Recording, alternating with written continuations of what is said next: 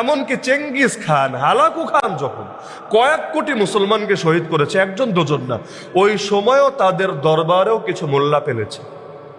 ইতিহাস জামানার সাথে মিলে হক কথা বললে কোনো ঝামেলা আসে না। বিগত সময়ে সব হুজুরকে জেল খেটেছে।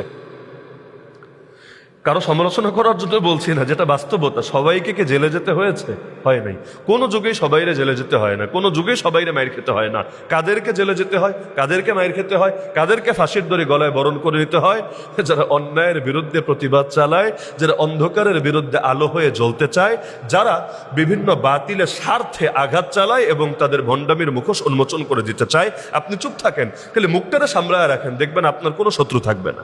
আপনি চোরের বিরুদ্ধে কথা বইলেন না, ডাকাতের বিরুদ্ধে বইলেন না, খুনির বিরুদ্ধে বইলেন না, ধর্ষকের বিরুদ্ধে বইলেন না, সন্ত্রাসের বিরুদ্ধে বইলেন না, দুর্নীতিবাজের বিরুদ্ধে বইলেন না, চাঁদাবাজের বিরুদ্ধে বইলেন না, মাদক কারবারের বিরুদ্ধে বইলেন না, চোরাচালানকারীর বিরুদ্ধে বইলেন না, এরকম যত অন্যায় আছে কারো বিরুদ্ধে কথা বইলেন না, আপনার কোনো শত্রু থাকবে না। এজন্য বাংলায় বলে বোবা মানুষের শত্রু নেই, বোবা মানুষের শত্রু নেই। শত্রু হবে কেন?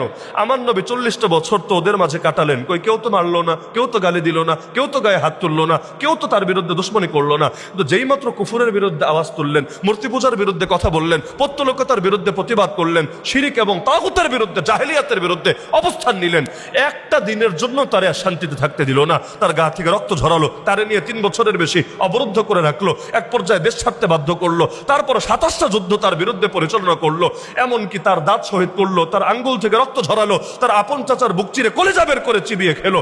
এত জুলুম, এত নির্যাতন, এত রক্ত, এত কষ্ট কেন? মূল কারণ তো এটাই, অন্যায়ের বিরুদ্ধে প্রতিবাদ করেছেন, কুফর শিরকের বিরুদ্ধে গর্জে উঠেছেন, জাহেলিয়াতের বিরুদ্ধে অবস্থান নিয়েছেন। নবীর জীবন থেকে কি শিখলেন? এটাই শিখলাম, যারাই হকের পক্ষে অবস্থান নিয়ে বাতিলের বিপক্ষে প্রতিবাদ করবে, আর জামানায় তাদের সঙ্গে নবীর সাথে যে আচরণ করা হয়েছে ওই রকম আচরণই করা হবে। আর যারা প্রতিবাদ ছেড়ে দিবে, নাহিয়ানিল মুনকার ছেড়ে দিবে, অন্যায়ের বিরুদ্ধে কথা বলা ছেড়ে দিবে, কেউ তাদের বিরুদ্ধে অবস্থান নেবে না, বরঞ্চ চিন্তা করবে তারে দিয়া যদি 2টা ফায়দা নেওয়া যায়, মন্দ কিসে, মন্দ কিসে। এজন্য কোন জামানায় সবাইকে টার্গেট করা হয় না। করেন দেখেন ওই সময়ও কয়েক কোটি মানুষ মারামারি বুঝেন, ইতিহাস পড়েন, কি হারে গণহত্যা করেছে, কি হারে। কিন্তু এত করার পরও কয়েকজনকে পাশে পাশে ফেলেছে। এমনকি এই যে একটা ধর্মই বানায় ফেললো সম্রাট আকবর, দিন এলাহি, আলাদা একটা ধর্ম। সম্রাট আকবরও তো একটা মূর্খ, ওর না ছিল জেনারেল নলেজ, না ছিল ধর্মীয় নলেজ, কিচ্ছু নাই, চরম গণ্ড মূর্খ। পড়ালেখাই তো করে নাই, ধর্ম বানাতেও তো জ্ঞান লাগে, ধর্ম একটা বানাতেও তো জ্ঞান লাগে। পারলো কিভাবে? ও পেরেছে, ওর দরবারে 2টা ভণ্ড মৌলবী ছিল বলে, আবুল ফয়েজ আর ফয়েজি। এই 2 ভণ্ড যদি না থাকতো, আকবর 10 বার জন্ম নিয়েও পারতো না এই পর্যায়ে যেতে। এই 2 ভণ্ডই মূলত জ্ঞান সাপ্লাই দিয়েছে। এমনকি মির্জা গোলাম আহমদ কাদিয়ানির বিরুদ্ধে এত আন্দোলন, এত প্রতিবাদ, এই মির্জা নিজেও এই জ্ঞান ওর ছিল না যেটা দিয়ে এত বিশাল কাণ্ড সে ঘটাতো। ওর এক মৌলবী ছিল যার নাম মির্জা আব্দুল হাকিম, নাম তো বড় সুন্দর, হাকিম। হাকিম, ওই হাকিমের বান্দা যার নাম, ওই ফাজিল জ্ঞান সরবরাহ করে মূলত কাদিয়ানি ধর্মমতকে শক্তিশালী করেছিল।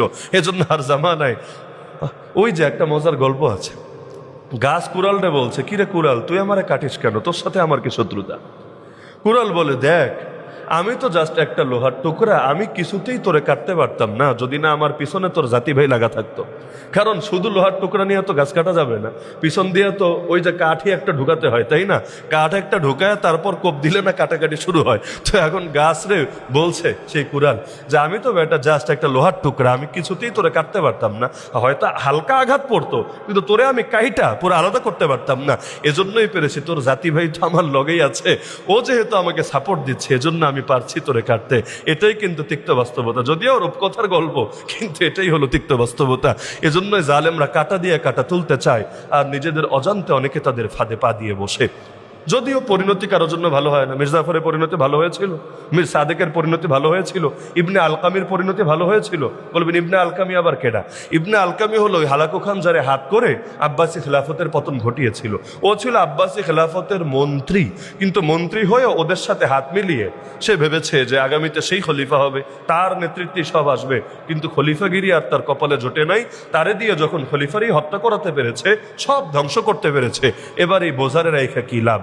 আর যারা গাদ্দার তারা তো গাদ্দারি, আজকে করলো একজনের সাথে, কালকে ওর সাথে করবে নাকি গ্যারান্টি আছে? ব্যাস, ওরেও ধ্বংস করে দিয়েছে। আল্লাহ হেফাজত করুক। এজন্য শেষ জামানার ব্যাপারে আমরা যে জামানায় আছি, বা আমরা তো তাও ভালো আছি আলহামদুলিল্লাহ, আগামী তো আরো খারাপ জামানা আসছে। এটা ভাইবেন না যে সামনে মনে হয় ভালো দিন আসবে না। নবীর হাদিসেই আছে প্রত্যেক পরবর্তী দিন আগের দিনের চাইতে খারাপ হবে। প্রত্যেক